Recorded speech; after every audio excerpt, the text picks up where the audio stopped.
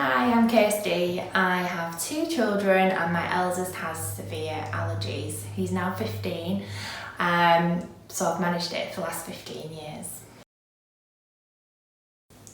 My son Jacob was diagnosed with a milk and a nut allergy when he was just 9 months old after an anaphylactic reaction to me passing on traces of peanuts to him by kissing him. The allergies were diagnosed pretty much straight away. After I finished breastfeeding, I put him onto a dairy formula and he reacted to that as well. So by 9 months he had an allergic reaction to dairy and to peanuts, so I took him off them immediately. It took a little bit longer for the doctors to diagnose it, but as a mum I knew that those were the triggers. My first reaction to finding out about Jacob's allergies primarily with fear and confusion. I was quite a young mum and just didn't have a clue of what to do really. I had a baby who couldn't have milk, so I had to find an alternative, and I turned to something called nanny care, which was a nanny goat formula, and obviously had to avoid nuts in any way, shape or form because he was severely allergic. So I was just really scared more than anything. I immediately just stripped the house of nuts. I was a big nut eater, I loved them. I still do, but I don't eat them at home.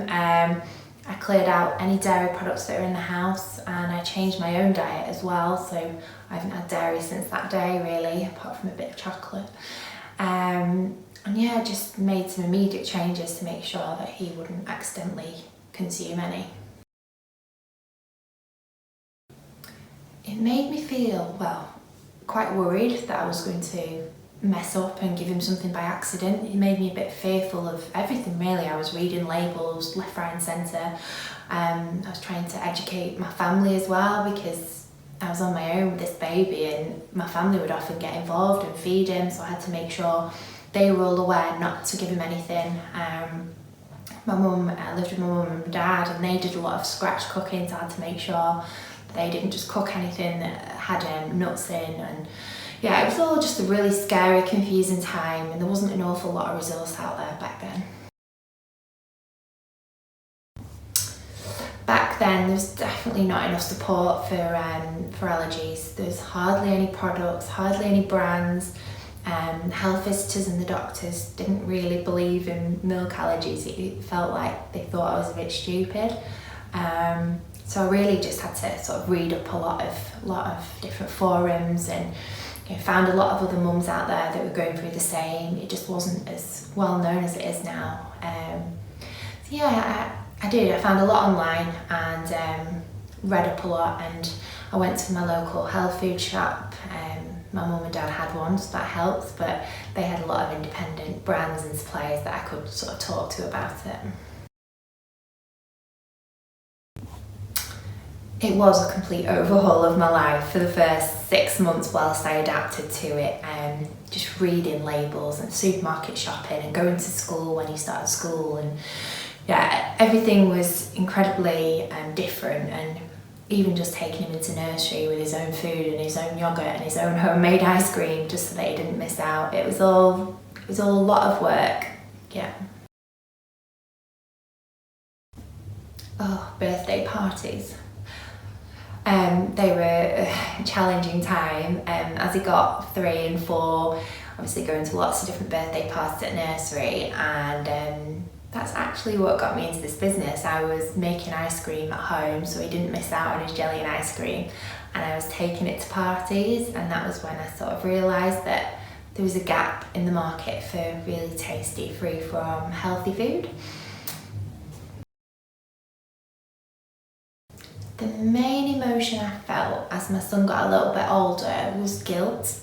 I felt guilty that I had caused the nut allergy. Maybe I ate too many when I was pregnant, or I felt guilt that he was missing out, because it just seemed like all his little friends were absolutely fine, and yeah, it felt like he was the odd one out, and I just didn't want him to feel like that.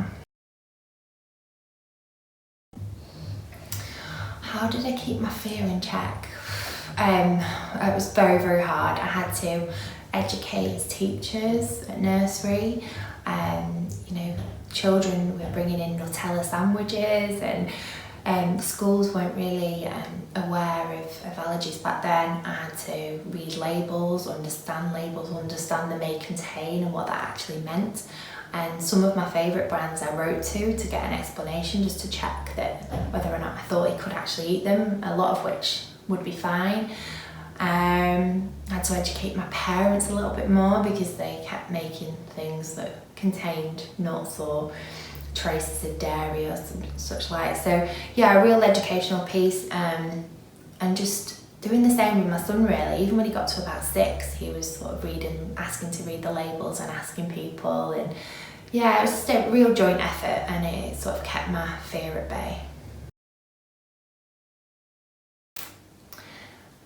Jacob, from being about 4, was very aware of his allergies, and he would tell everybody and just make sure he was safe. And then as he's got older, he's hidden it a little bit more because it's not quite cool.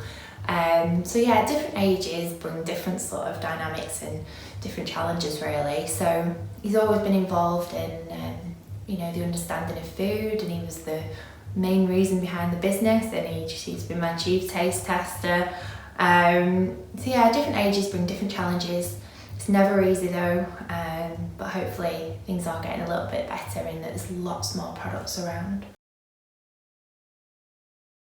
Schools are so much better now than they ever were. Teachers and you know, the school cooks are just so much better, and they avoid nuts in the canteen. I mean, it's very hard with milk because milk is just in everything, isn't it? In cheese and in butter.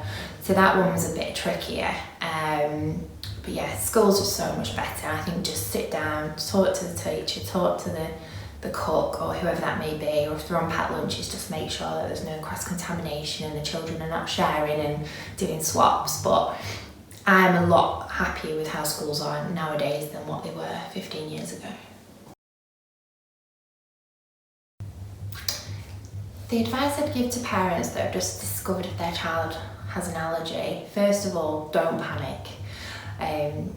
You really don't need to. Things are so much better now. There are so many lovely free-from products, and I would say it's better if the whole family can start avoiding them if possible, otherwise you'll end up with 2 fridges and 2 ovens.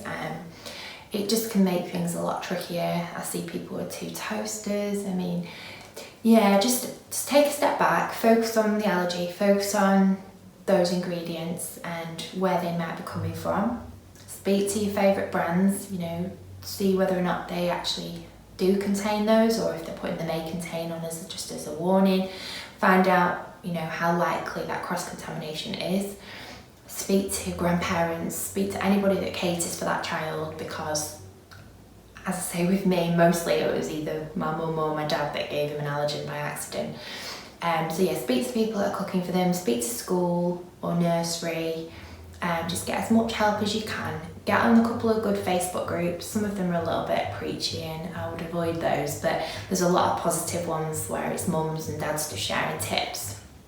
And just educate the child as they grow. And to be honest with you, a lot of allergies do get grown out of as they get older, so there's always a chance that it's not for life. My son's still got severe allergies, but my daughter doesn't have any at all so far. So it's not necessarily forever, but just go back to basics, look at ingredients, and if you can, do it as a family, or you know, make some healthy recipes that don't contain allergens, and then the whole family can enjoy it.